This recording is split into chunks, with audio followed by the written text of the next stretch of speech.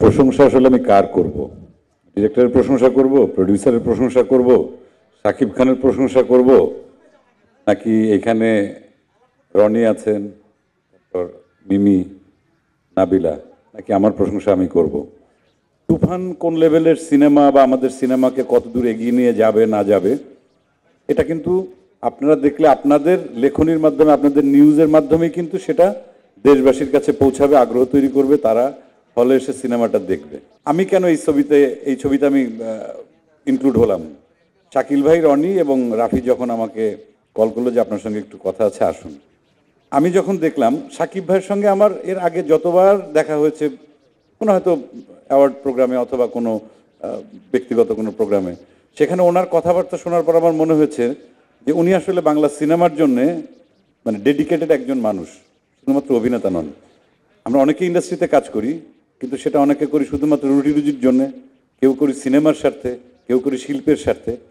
এই মানুষটার সঙ্গে আমার যতবার কথা হয়েছে আমার মনে হয়েছে যে তার যত জনপ্রিয়তা, সর্বোচ্চ জনপ্রিয়তা বাংলাদেশে আছে, এটাকে যদি ঠিকঠাক মতো কাজে লাগানো যায়, আমাদের সিনেমাকে চেঞ্জ করা সম্ভব, আন্তর্জাতিক মানে নেওয়া সম্ভব, এবং আমাদের আন্তর্জাতিক বাজারে আমাদের একটা বিস্তৃতি ঘটানো সম্ভব। সেই জায়গা থেকে যখন আমাকে এনারা তিনজন ডাকলেন, রাফি, তারপর শাকিল ভাই এবং রনি, তখন আমাকে যখন এই প্রস্তাবটা দেওয়া হলো, আমি আসলে অনেক আগে থেকেই চেষ্টা করছিলাম, এবং আমার আর সাকিব ভাইয়ের যত আড্ডা হয়েছে, খুব কম হয়েছে যদিও, কিন্তু সেই আড্ডার ভিতর কিন্তু মোটামুটি একটা জিনিসই সবসময় বের হয়ে আসছে, যে আমাদের একসঙ্গে কাজ করা উচিত।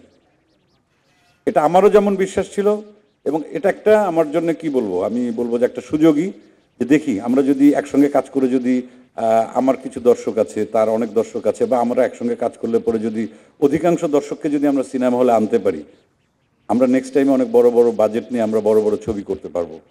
সেই সঙ্গে কলকাতার দর্শককে ইনক্লুড করা। মিমি ওইখানকার মানে মানে মোস্ট পপুলার একজন অ্যাক্টর, আমি যেটা বলবো তার জনপ্রিয়তা ওখানে তুঙ্গে।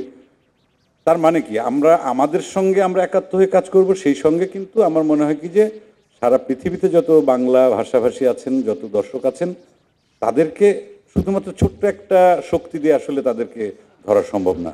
এই শক্তিটাকে আসলে বৃহত্তর করতে হবে, সেই সঙ্গে আমাদের একসাথে কাজ করতে হবে। এবং এই ছবিতে আমি রাফিকে স্পেশাল একটা থ্যাঙ্কস জানাই। যে চরিত্রে যাকে প্রয়োজন, তার ব্যাকগ্রাউন্ড কি সেটা রাফি খুব ভালো করে জানে, কোন মানের অভিনেতা সেটা সে খুব ভালো করে জানে। তাদেরকে এই এক ক্যানভাসে রাফি তাদেরকে এনেছেন, এবং আপনারা যখন দেখবেন ছবিটা, এটা আপনাদের বলতে হবে। এবং আমি আপনাদের কাছে দাবি রাখি, সাংবাদিক ভাই বোনদের কাছে, যে সবসময় কিন্তু ছিল ভালো কাজের পেছনে পেছন দিয়ে টান দেওয়া, পিছিয়ে নিয়ে যাওয়া, কিন্তু আপনারা যদি ইন্ডাস্ট্রির কথা চিন্তা করেন, ইন্ডাস্ট্রির ভালো চিন্তা করেন, বাংলা সিনেমার ভালো চিন্তা করেন, এবং আমরা যারা এখানে আছি অথবা আমরা যারা চিন্তা করছি, আমরা বোধহয় একাত্ম হয়ে যদি কাজ করি সিনেমার ভালোর জন্যে, আমাদের সিনেমা, বাংলা সিনেমা আন্তর্জাতিক মানে পৌঁছাবে তো বটেই, সেই সঙ্গে আমরা বিশ্ব সিনেমার বাজার আমরা দখল করতে পারবো, কারণ আমাদের দর্শক প্রচুর।